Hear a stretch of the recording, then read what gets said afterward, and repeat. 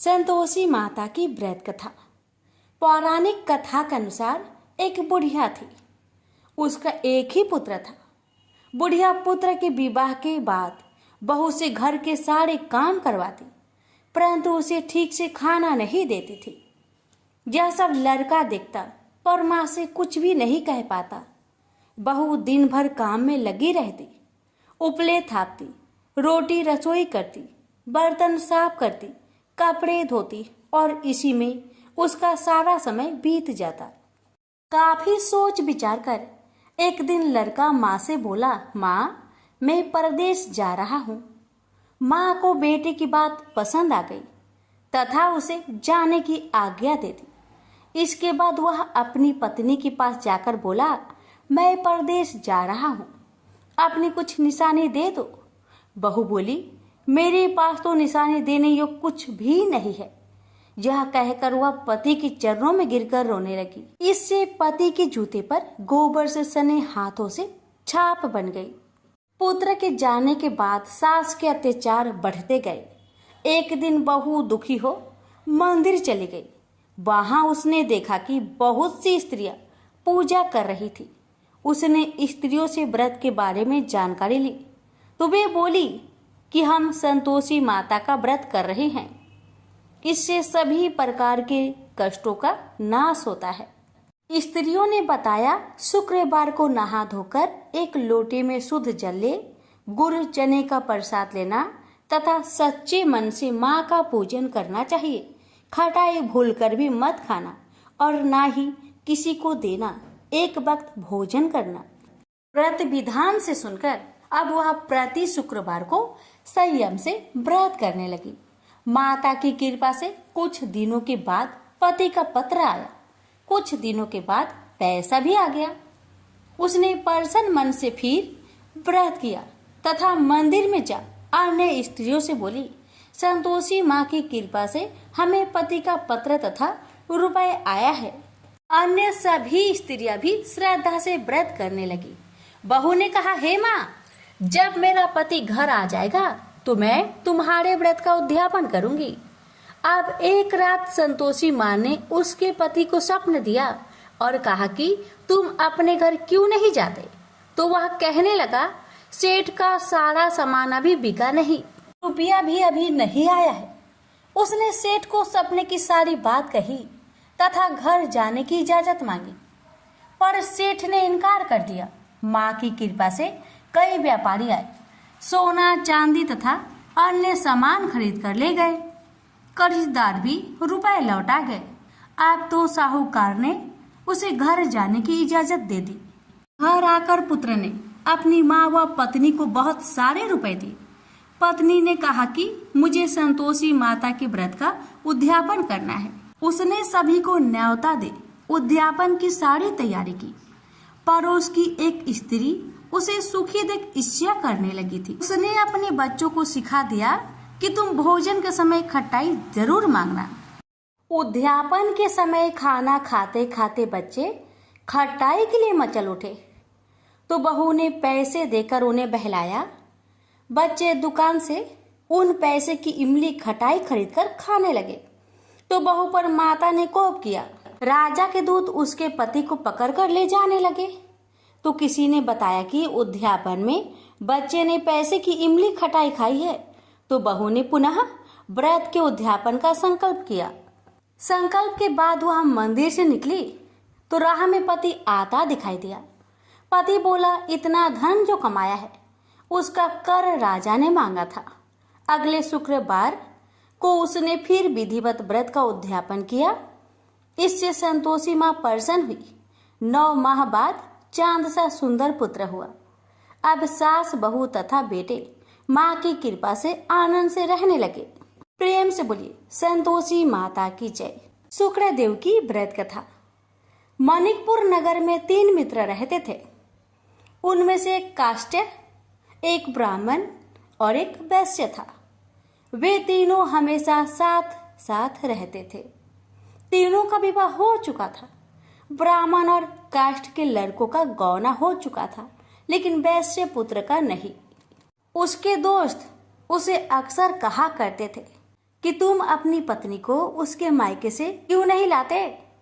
तब वैश्य पुत्र धनराज ने अपनी पत्नी कुसुम को लाने का निश्चय कर लिया। अगले ही दिन धनराज ने माता पिता से अपनी पत्नी कुसुम को लेने जाने की बात कही। उसकी बात सुनकर वे हैरान होते हुए बोले, बेटे अभी शुक्र अस्त हो रहा है, इसलिए अभी बहू को लाना उचित नहीं है। वह नहीं माना। वह कुसुम को लाने ससुराल पहुंच गया। ससुराल में धनराज की खूब आव भगत की गई। धनराज ने कुसुम को विदा करने के लिए कहा तो उसके सास ससुर बोले, बेटे अभी शुक्र अस्त हो रहा है, ऐसे में लड़की को विदा नहीं करते। कुछ दिन ठहर जाओ, फिर हम कुसुम को खुशी खुशी विदा कर देंगे। लेकिन धनराज वहां भी जीत पर अड़ गया और कुसुम को लेकर ही वहां से विदा हुआ। धनराज कुसुम को जब अपने घर ले जा रहा था तो अचानक बैल तेजी से भागने लगे। रास्ते में पड़े पत्थर से टकराने से गाड़ी का पहिया टूट गया। फलस्वरूप कुसुम को काफी चोट आई। दोनों को आगे की यात्रा पैदल ही करनी पड़ी। सुनसान रास्ते से गुजरते हुए डाकुओं ने उन्हें लूट लिया। उनका सारा धन, आभूषण और वस्त्र छीन लिए। किसी तरह से घर पहुंचे। दूसरे ही दिन घर में धनराज के बिस्तर पर सांप चढ़ गया और उसे डस लिया। सेठ जी ने बड़े बड़े चिकित्सक बुलवाए, मगर कोई भी चिकित्सक जहर उतारने में सफल नहीं हुआ। दूर दूर से सपेरे बुलाए गए, लेकिन कोई भी धनराज को नहीं बचा सका। धनराज की मृत्यु हो गई। उसी समय पंडितों ने सेठ जी को एक बात बताई कि आपके बेटे ने शुक्र अस्त होने पर बहू को विदा करा लाने की भूल की है। यदि आप शुक्रवार की पूजा अर्चना करें और बहू शुक्रवार का व्रत करे तथा कथा सुनकर प्रसाद ग्रहण करे तो शुक्र देवता की अनुकंपा से धनराज पुनः जीवित हो सकता है। सेठ जी ने पंडितों की बात मानकर अपने मृत बेटे और बहू को वापस उसके ससुराल भेज दिया। कुसुम ने अपने घर पहुंचकर शुक्रवार का व्रत और पूजा पाठ की। उसने अपने पति की गलती के लिए शुक्र देवता से क्षमा मांगी। फलस्वरूप धनराज जीवित हो उठा। धनराज के जीवित हो जाने से घर में खुशियां भर गई। उधर धनराज के माता पिता ने बेटे के जीवित होने का समाचार सुना तो शुक्रवार का व्रत किया और गरीबों को अन्न, वस्त्र और धन का दान किया। शुक्र के उदय होने पर धनराज अपनी पत्नी कुसुम के साथ घर लौट आया। दोनों पति पत्नी शुक्रवार का विधिवत व्रत करते हुए शुक्र की पूजा करने लगे। उनके घर में धन्य धान्य की वर्षा होने लगी। उनके सभी कष्ट दूर होते चले गए। परिवार में सभी आनंद पूर्वक रहने लगे। एक समय की बात है। काशी निवासी धनंजय की पत्नी का नाम सुलक्षणा था। उसे अन्य सब सुख प्राप्त थे, केवल निर्धनता ही उसके दुख का एकमात्र कारण थी। यह दुख उसे हर समय सताता रहता था। एक दिन सुलक्षणा पति से बोली, स्वामी आप कुछ उद्यम करो तो काम चले। इस प्रकार कब तक काम चलेगा?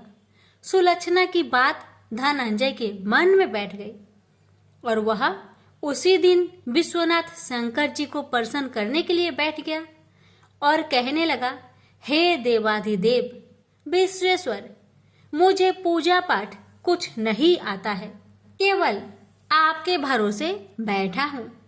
इतनी विनती करके वह 2-3 दिन भूखा प्यासा बैठा रहा। यह देखकर भगवान शंकर ने उसके कान में अन्नपूर्णा, अन्नपूर्णा, अन्नपूर्णा इस प्रकार 3 बार कहा।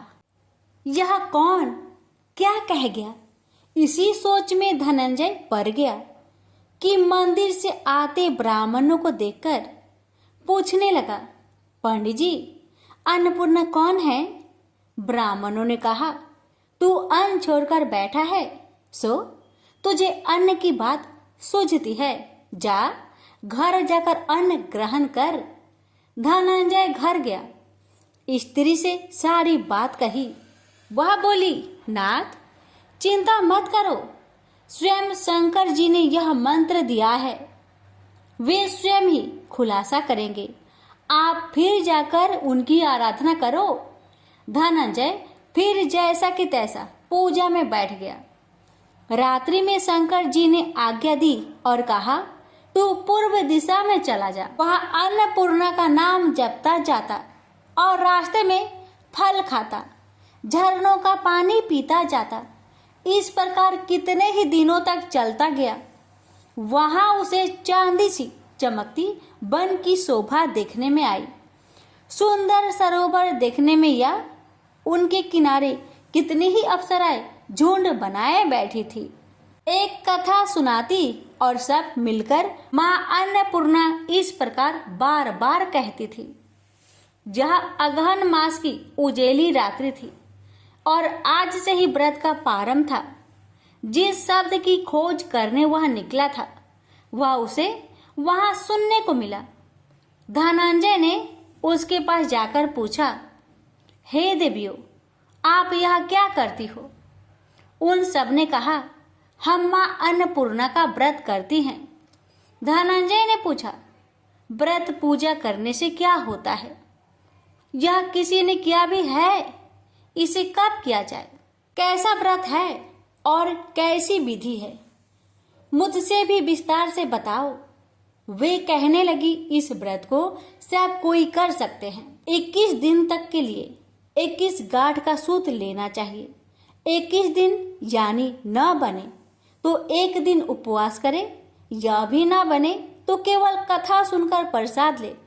निराहार रहकर कथा कहे, कथा सुनने वाला कोई न मिले तो पीपल के पत्तों को रख, सोपारी या घृत कुमारी वृक्ष को सामने कर, दीपक को साक्षी कर, सूर्य, गाय, तुलसी या महादेव को बिना कथा सुनाए मुख में दाना न डाले।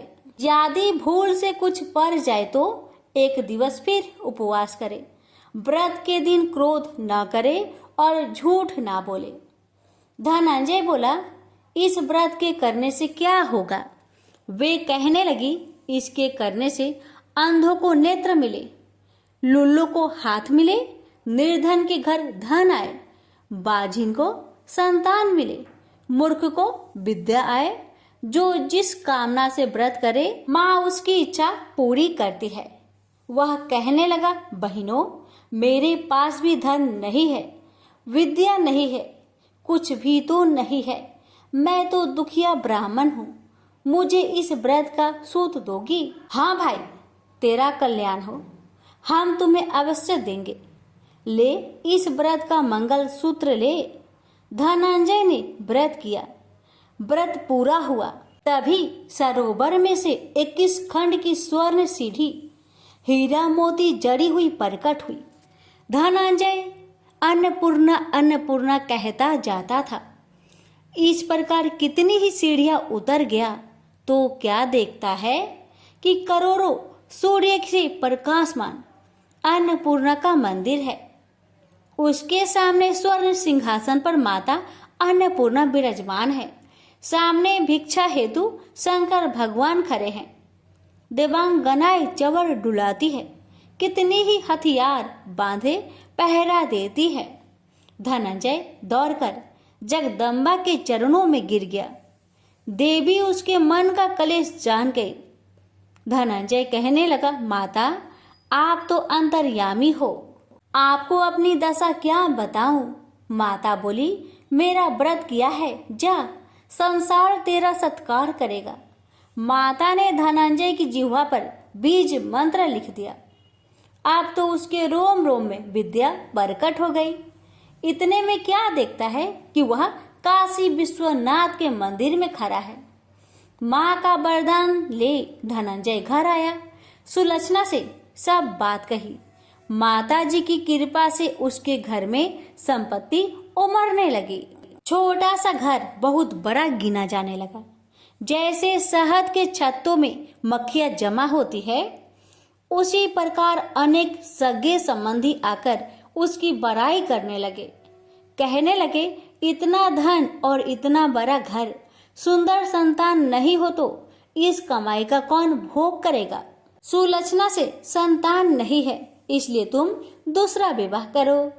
अनिच्छा होते हुए भी धनंजय को दूसरा विवाह करना पड़ा और सुलक्षणा को सौत का दुख उठाना पड़ा। इस प्रकार दिन बीतते गए और अगहन मास आया। नए बंधन से बंधे पति से सुलक्षणा ने कहलाया कि हम व्रत के प्रभाव से सुखी हुए हैं, इस कारण यह व्रत छोड़ना नहीं चाहिए। यह माता जी का प्रताप है जो हम इतने संपन्न और सुखी हैं। सुलक्षणा की बात सुन धनंजय उसके यहाँ आया और व्रत में बैठ गया। नई बहू को इस व्रत की खबर नहीं थी। वह धनंजय की आने की राह देख रही थी। दिन बीतते गए और व्रत पूर्ण होने में 3 दिवस बाकी थे कि नई बहू को खबर पड़ी। उसके मन में ईर्ष्या की ज्वाला दहकने लगी थी। सुलक्षणा के घर आ पहुंची और उसने वहां भगदड़ मचा दी। वह धनंजय को अपने साथ ले गई। नए घर में धनंजय को थोड़ी देर के लिए निंद्रा ने आ दबाया। इसी समय नई बहू ने उसका व्रत का सूत तोड़कर आग में फेंक दिया। अब तो माता जी का कोप जाग गया। घर में अकस्मात आग लग गई। सब कुछ जलकर खाक हो गया। सुलक्षणा जान गई और पति को फिर अपने घर ले आई। नई बहू रूठकर माता पिता के घर जा बैठी। पति को परमेश्वर मानने वाली सुलक्षणा बोली, नाथ घबराना नहीं, माता जी की कृपा अलौकिक है। पुत्र कुपुत्र हो जाता है पर माता कुमाता नहीं होती। अब आप श्रद्धा और भक्ति से आराधना शुरू करो, वे जरूर हमारा कल्याण करेगी। धनंजय फिर माता के पीछे पड़ गया। फिर वही सरोवर सीढ़ी प्रकट हुई। उसमें माँ अन्नपूर्णा कहकर वह उतर गया। वहां जा माता जी के चरणों में रुदन करने लगा। माता प्रसन्न होकर बोली, यह मेरी स्वर्ण की मूर्ति ले, उसकी पूजा करना, तू फिर सुखी हो जाएगा। जा, तुझे मेरा आशीर्वाद है। तेरी स्त्री सुलक्षणा ने श्रद्धा से मेरा व्रत किया है, उसे मैंने पुत्र दिया है। धनंजय ने आंखें खोली तो खुद को काशी विश्वनाथ के मंदिर में खड़ा पाया। वहां से फिर उसी प्रकार घर को आया। इधर सुलक्षणा के दिन चढ़े और महीने पूरे होते ही पुत्र का जन्म हुआ। गांव में आश्चर्य की लहर दौड़ गई। इस प्रकार उसी गांव के निसंतान सेठ के पुत्र होने पर उसने माता अन्नपूर्णा का मंदिर बनवा दिया। उसमें माता जी धूमधाम से पधारी, यज्ञ किया और धनंजय को मंदिर के आचार्य का पद दे दिया। जीविका के लिए मंदिर की दक्षिणा और रहने के लिए बड़ा सुंदर सा भवन दिया। धनंजय स्त्री पुत्र सहित वहां रहने लगा। माता जी के चढ़ावे में भरपूर आमदनी होने लगी। उधर नई बहू के पिता के घर डाका पड़ा, सब लूट गया। वे भीख मांगकर पेट भरने लगे। लक्षणा ने यह सुना तो उन्हें बुला भेजा, अलग घर में रख लिया और उनके अन्न वस्त्र का प्रबंध कर दिया। धनंजय, सुलक्षणा और उसका पुत्र माता जी की कृपा से आनंद से रहने लगे। माता जी ने जैसे इनके भंडार भरे वैसे सबके भंडार भरे। हे माता, अगर आपकी कथा कहने में हमसे कोई गलती हुई हो उसे क्षमा करना और अपने सभी भक्तों की सभी मनोकामना को पूर्ण करना। प्रेम से बोलिए अन्नपूर्णा माता की जय। हर हर महादेव। माता पार्वती की जय।